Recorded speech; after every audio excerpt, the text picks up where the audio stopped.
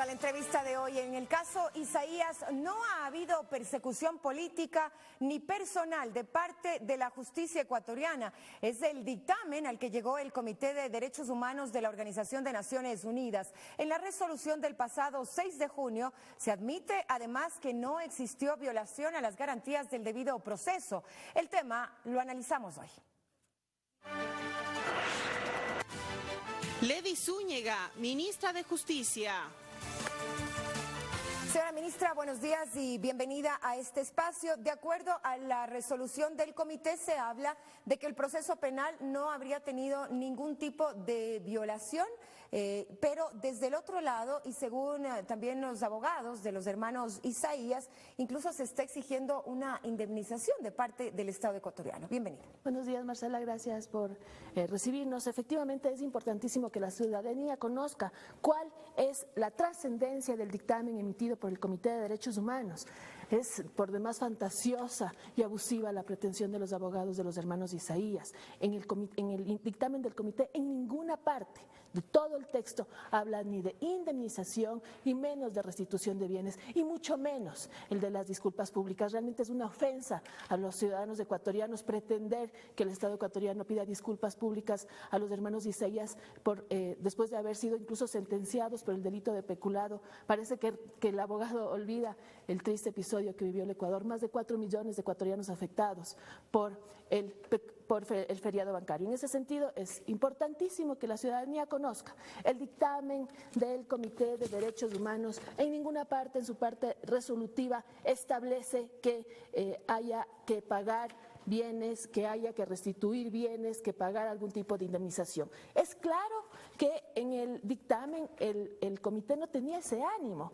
Tenemos aquí otros casos, por ejemplo, en los que, en contra de otros países, el Comité de Derechos Humanos sí establece claramente, específicamente, que hay que mandar a indemnizar, que hay que restituir bienes, que hay que pagar algún tipo de indemnización. Y quisiera dar lectura, por ejemplo, en un caso en contra de la República Checa, establece claramente que hay que hacer la restitución inmediata de la propiedad. En otro caso, en contra de Rusia, habla de una indemnización y supuesta libertad inmediata de la persona que estaba denunciando a el Estado. En otra, por ejemplo, Filipinas, el Estado parte debe indemnizar al autor. Aquí, Marcela, si usted me permite, voy a leer la parte en la que concluye justamente lo que le corresponde, la recomendación que da el Estado, y habla: en consecuencia, el Estado debe asegurar que los procesos civiles pertinentes cumplan con las garantías de conformidad con el artículo 14 del Pacto de los Derechos Civiles y Políticos. Ahora, esa es la conclusión que, digamos, habla respecto de los procesos civiles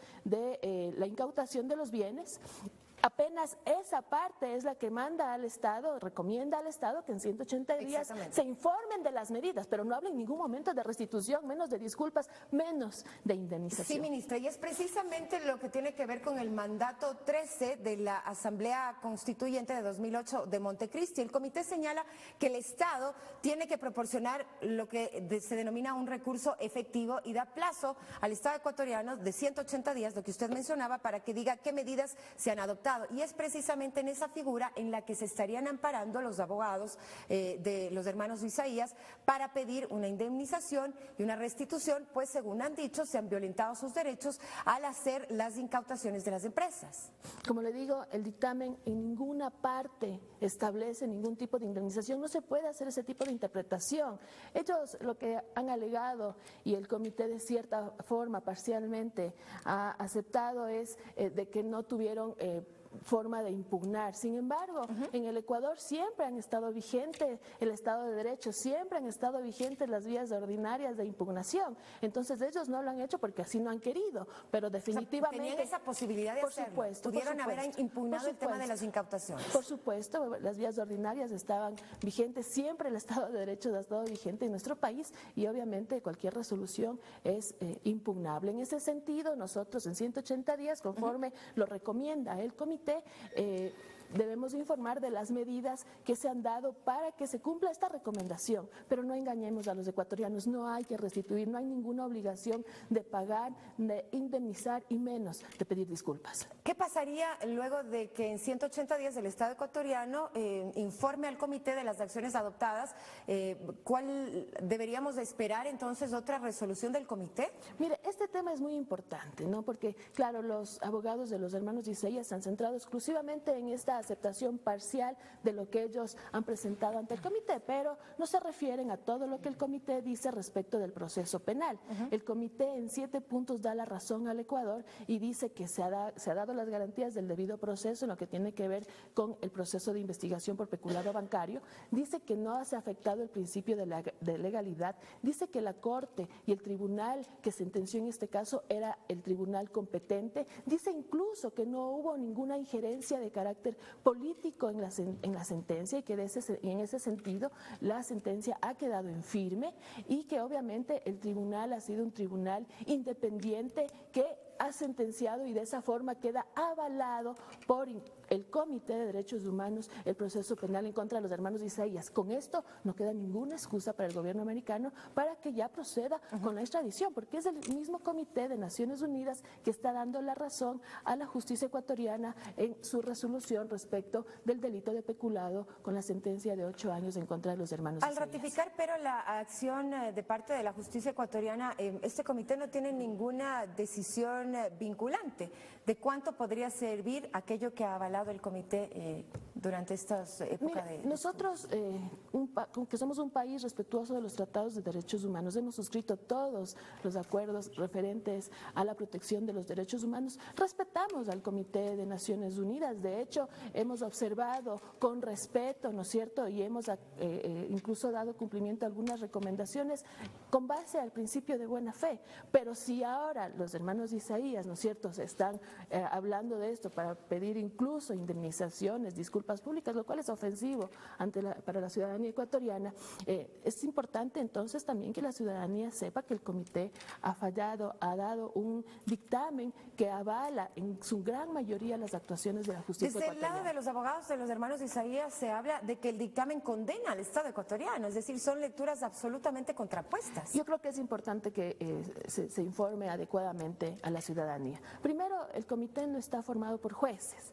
Al no ser jueces, ¿no es cierto?, lo que examinan este tipo de denuncias, tampoco se puede hablar de resoluciones ni de sentencias. Esto no tiene un carácter de sentencia, ni en el Pacto de los Derechos Civiles y Políticos, ni en los protocolos facultativos que dan, digamos, vida a este Comité de Derechos Humanos de las Naciones Unidas. Se habla de ningún fuerza vinculante, coercitivo, carácter de resolución a estos dictámenes. Como le digo, el Ecuador es respetuoso y reconoce al Comité de Derechos Humanos de las Naciones Unidas y lo hemos hecho bajo el principio de buena fe. Pero esto en ninguna parte, ni del protocolo, ni del pacto, se establece que tiene carácter de obligatorio cumplimiento para el Ecuador. Ministra, a propósito ya de este dictamen, entonces lo que restaría sería acelerar el proceso de extradición de los exbanqueros. Así es, nuestro canciller ha insistido nuevamente ante el gobierno americano para que se proceda con la extradición. Mira, aquí ha quedado claro,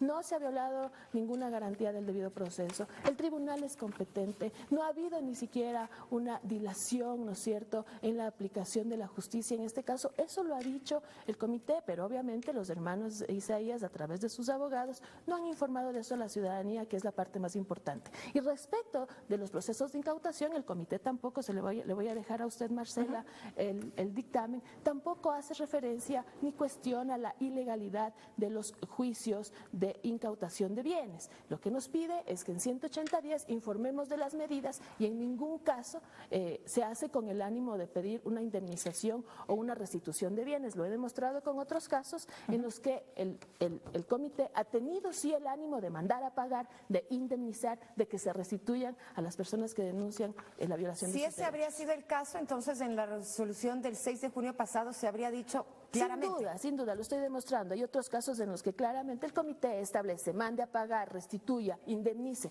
En este caso, y como le decía, le voy a dejar el fallo, igual está colgado ya en la página web del Ministerio de Justicia para que los ciudadanos lean, conozcan y revisen que efectivamente en ninguna parte del fallo se está pidiendo al Ecuador, se está recomendando ningún tipo de indemnización ni restitución de bienes y menos esta pretensión, como decía, fantasiosa del abogado Zavala de pretender que el Estado ecuatoriano pida disculpas públicas a los Ministra, me restan 2 minutos únicamente para preguntarle un poco sobre el sistema penitenciario y los avances. Hemos visto también casos de personas, por ejemplo, un privado de la libertad que incluso concluyó sus estudios de maestría dentro de un centro penitenciario. Sí, realmente se están dando ya los frutos, los resultados de este cambio de la transformación penitenciaria.